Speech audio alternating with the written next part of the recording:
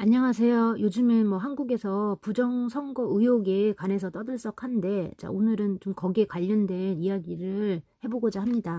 지금 한국에서는 부정선거 의혹을 제기하는 사람들과 부정선거 의혹을 부정하는 사람들을 이렇게 크게 두 가지로 양분화되어 있는 것 같은데, 부정선거 의혹을 제기하는 사람들은 뭐 굉장히 논리적으로 설명을 하죠. 설득력 있게. 그 통계학적 수치를 제기한다든지, 아니면 뭐 표본 비율, 모 비율 추정을 하고 뭐 신뢰도 조사하고 이런 근거가 있다 확률로 따지고 또 세계적으로 유명한 또 국내외 석학들까지 또 그렇게 분석을 해가지고 또 의혹을 제기합니다.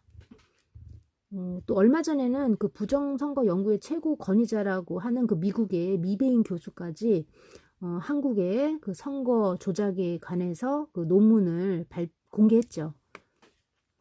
그런데 이 반면에 부정선거 의혹을 부정하는 사람들의 그 이야기를 들어보면은 그럴 리가 없다. 뭐 그게 가능할 리가 있냐? 그런 게 어떻게 일어날 수 있냐? 이거는 완전 음모설이다. 라면서 일축해 버리죠. 그러니까 뭐 수학적으로 통계학적으로 막 분석을 해서 하는 게 아니라 만약에 수학적 통계학적으로 분석을 하더라도 표본 비율하고 모 비율이 이렇게 차이가 나는 걸 보여주면서도 그렇게 차이가 나는 데에 대한 논리적인 설명이 없어요. 결여돼 있어요. 그리고 다시 말해서 그 선거 조작 의혹을 부정하는 사람들은 감성에 호소하는 듯한 그런 느낌을 받습니다. 그러니까 부정선거 의혹을 제기하는 사람들은 그 이성에 호소를 하고 굉장히 논리적으로 이성에 호소를 하고 선거 조작 의혹을 부정하는 사람들은 굉장히 감성에 호소하는 듯한 그런 느낌을 받아요. 그러면 선거 조작 의혹을 부정하는 사람들은 알면서도 부정하는 것일까? 아니면 모르면서 부정하는 것일까? 라고 생각할 수 있는데, 모르면서 부정한다는 것은 조금 상당히 이해할 수 없죠. 모르면 가만히 있어야 되죠. 모르면 입 다물고 가만히 있어야 되는데, 그거를 부정하면은, 그거는 좀 이해 불가해서 좀 제외시키고요. 만약에 알면서도 부정하는 사람들, 뭐 그런 사람들은 어떤 심리일까? 여기에 대해서 조금 생각해 봤습니다. 첫 번째로, 알면서도 부정하는 사람들은 이번 선거 결과에 굉장히 만족하는 사람들이 아닐까. 그러니까 선거 결과를 뒤집고 싶지 않은 거죠. 뭐 선거 결과가 뒤집히면은 자기의 입지가 굉장히 불리해진다든지 자기의 입장이 곤란해진다든지 뭐 이런 거죠. 이런 거고, 두 번째, 알면서도 부정한 사람들은 그 반대를 위한 반대가 아닐까. 다시 말해서 자기가 싫어하는 사람들, 자기의 반대파들이 그 선거를 부정 의혹을 제기하니까 그걸 반대하는 거예요.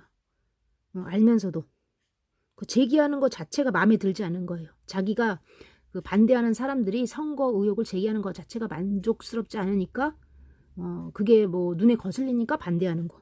알면서도 그게 보기 싫어서 반대하는 뭐 그런 스타일이 아닐까, 뭐 그런 생각을 해봤습니다. 그 다음에 세 번째는 선거가 조작된 것이 인정하면서도 선거 조작이 의혹이 있지 않을까 인정하면서도 거기에 대해서 부정하는 사람들은 우리나라가 막 선거 조작이 되면은 진짜로 이거는 국제적인 망신이잖아요. 박근혜 대통령 탄핵 때도 마찬가지였죠. 완전히 국제적인 망신이었죠. 뭐 우리나라 사람들은 뭐 촛불 혁명이다 해서 다 나와가지고 대통령을 끌어내렸다. 굉장히 막 혁명을 일으켰다. 굉장히 뭐 정신 승리하는 사람들이 많은 것 같은데, 뭐 여기서 보면은 밖에서 보면은 아니 자기 손으로 대통령 뽑아가지고 아무 물증도 없는데 어떻게 저렇게 대통령을 탄핵을 할까? 참 신기한 나라 사람들이다. 굉장히 감정적이거나 막 이렇게 보는 사람들이 많거든요. 그렇게 했는데 또 이번에 선거까지 이제 선거까지 나오면은 이거는 완전 국제적인 망신이기 때문에 그런 거를 회피하기 위해서 국제적인 신뢰도가 떨어질 것을 회피하기 위해서 이 부정선거 의혹을 또 선거 조작 의혹을 부정하는 것이 아닐까 막 그런 생각을 한번 해봤습니다. 자, 그래서 오늘은 그 부정선거, 그러니까 선거 조작 의혹을 부정하는 사람들의 심리에 대해서 좀 잠깐 이야기를 해봤습니다. 감사합니다.